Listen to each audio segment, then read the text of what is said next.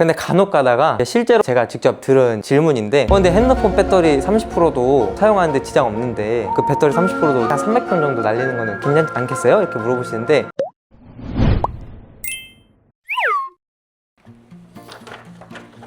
안녕하세요. 주식회사 헬셀의 임담당입니다. 방제 시즌이 시작이 되면서 기체 구매하신 고객님들을 통해서 이제 여러 경험담을 저희가 듣고 있어요. 그래서 문의도 많이 주시고 있고, 이런 일이 있었다 저런 일이 있었다 얘기를 많이 해주시는데, 얘기를 듣다 보니까 방제 드론을 처음 구매하신 고객님들이 많이 하시는 실수들이 있습니다. 방제하시는 분들이 잘 모르시는 부분, 그리고 실수를 많이 하는 부분에 대해서 저희가 이번에 한번 방제 초보를 위한 방제 가이드 설명해드리고자 영상을 찍게 됐습니다.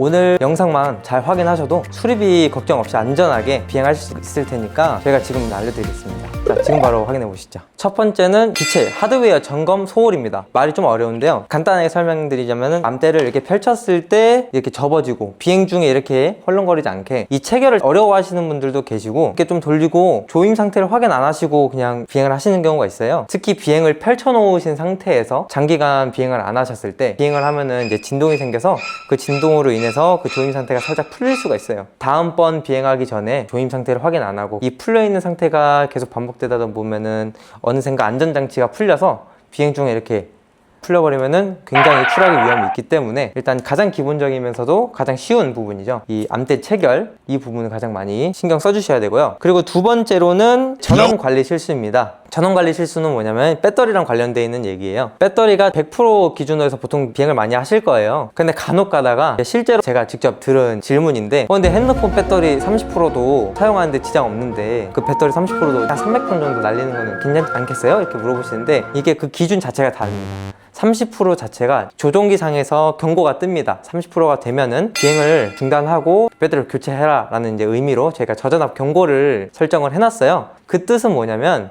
30%일 땐 비행을 최대한 안 하시는 게 좋다, 이렇게 말씀드리고 있습니다. 핸드폰 30%는 전혀 다른 얘기니까 그렇게 생각하시면 안 되시고요. 항상 비행을 하실 때는 100%일 때 완충인 상태에서 비행을 하셔야 배터리 수명에도 굉장히 좋고, 그리고 이 기체에도 무리가 되지 않기 때문에 그렇게 알고 계시면 될 것 같습니다.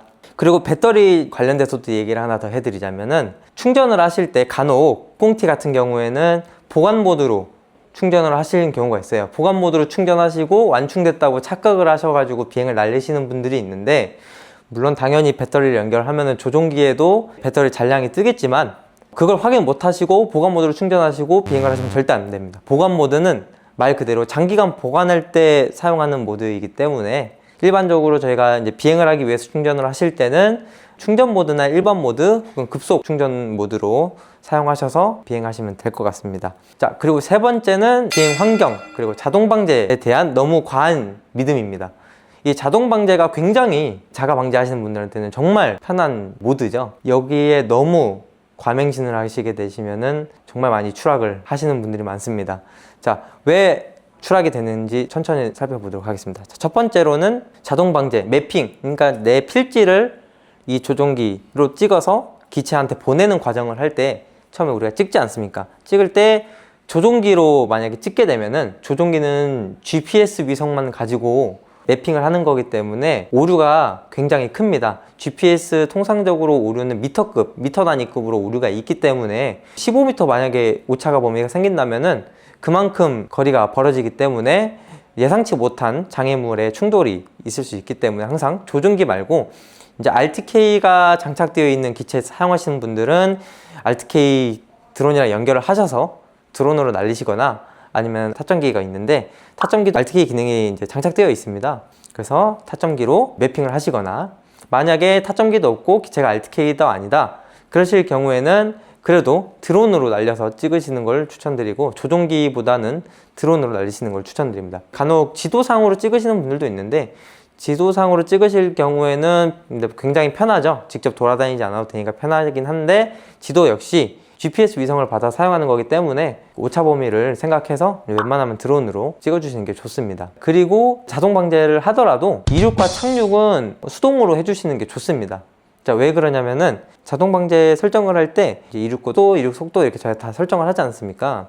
설정을 했는데도 불구하고 저는 이제 예상했을 때 한 5m 정도로 이륙하면 될 것 같다 했는데 생각보다 더 높게 드론이 띄워질 수도 있는 거고, 혹은 예상치 못한 장애물에 의해 긴급하게 비행을 이제 수정을 해야 되는데 그러기엔 이미 늦을 수도 있어요. 그래서 이착륙은 자동 방제 매핑한 장소까지 가기 위해서는 보통 수동으로 진행을 해주시고, 이제 매핑 장소에 가시게 돼서 거기서부터 그 인근에 도착하시면은 거기서부터는 자동 방제를 해주시고, 항상 자동 방제 진행하실 때는 모니터링을 하셔야 됩니다. 기체가 잘 날고 있는지, 기체 자동 방제하는 도중에 크게 특이사항은 없는지 항상 비상 조작을 할 준비를 하시고 자동 방제를 진행해 주셔야 안전하다고 할 수 있겠습니다. 그리고 이제 네 번째는 사전 테스트를 건너뛰는 실수입니다. 이 사전 테스트가 뭐냐면은 기체 띄우기 전에 1차적으로 한번 확인하는 테스트인데, 당연히 이제 첫 번째 말씀드렸던 암대 체결도 그 중에 하나가 있겠죠. 자, 사전 테스트 같은 경우는 암대 체결, 그리고 진동을 하다 보면은 이런 원심 노즐이라든가 모터, 그리고 여기 밑에 보시면은 이런데 원심 노즐 나사가 헐거워질 수가 있어요. 진동 때문에. 저희가 이제 육각 드라이버나 이제 공구 세트를 같이 제공해드리고 있어요. 드론을 구매를 하시면 저희가 같이 제공해드린 공구 세트로 한 번씩 조여주세요. 조였을 때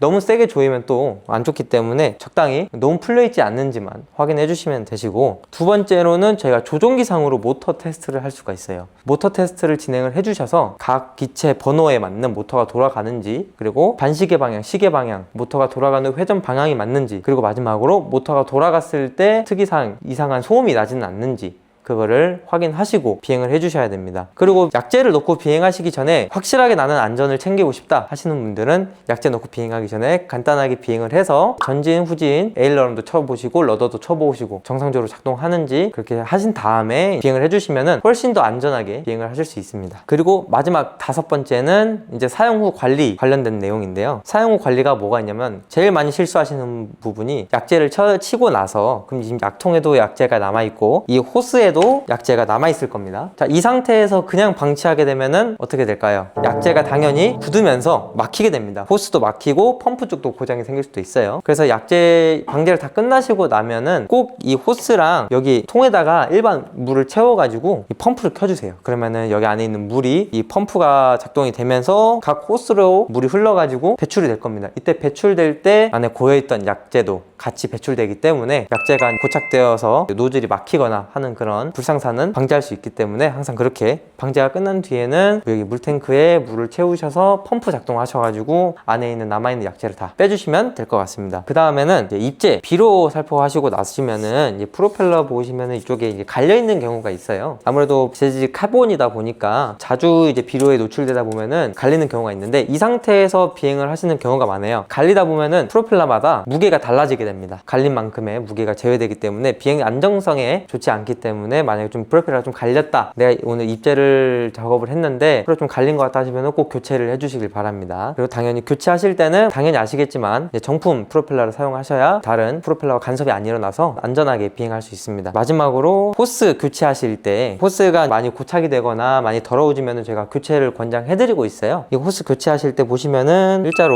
좀 잘라져 있는데, 간혹 요거를 이렇게 주사바늘처럼 뾰족하게 자르시는 분들이 있습니다. 사선으로 자르시는 분들이 있는데, 그렇게 되면 어떻게 되냐면요, 여기에 만약에 호스를 꼈는데 얘가 대각선으로 잘려 있으면은 꽂았는데도 불구하고 안에 공간이 생기게 됩니다. 그 공간에 공기가 차고 에어가 차면은 아무리 열심히 펌프를 틀고 관리를 열심히 했어도 약제가 나오지 않습니다. 그렇기 때문에 호스를 교체하실 때는 항상 이 일직선으로 잘라주시면 될 것 같습니다. 이 부분 굉장히 많이 문의가 들어옵니다. 약제가 안 나온다고 해서 저희가 확인을 해봤는데 호스가 이렇게 대각선으로 잘려있는 경우가 있었어가지고 이 부분도 유의해 주시면 될 것 같습니다. 오늘 말씀드린 이 5가지는 굉장히 이제 기본적이지만 현장에서 가장 많이 놓치는 부분들, 지금 이제 영상 보실 때는 너무 당연하다 이렇게 생각할 수도 있겠지만은, 막상 급하게 현장에 나가서 방지하시고 막 빨리빨리 이렇게 하시다 보면은 그 당연히 실수가 이루어지기 때문에 항상 말씀드렸던 5가지 생각해 주시면서 방제해 주시면 될 것 같습니다. 저희 헬셀은 단순히 드론을 판매하는 것이 아니라 항상